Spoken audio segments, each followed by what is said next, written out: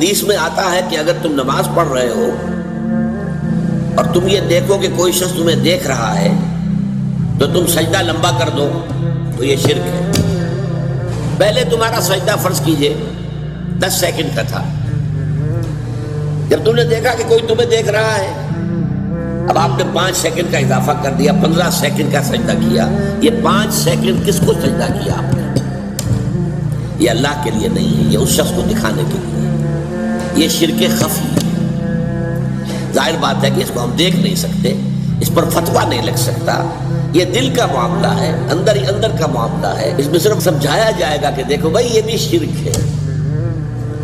حضور نے فرمایا کہ شرک خفی کو پہچاننا اتنا مشکل ہے جتنا کہ کسی گھپ اندھیری رات کے اندر کسی سیاہ پتھر پر چلنے والی سیاہ چیونٹی کو دیکھنا مشکل ہے۔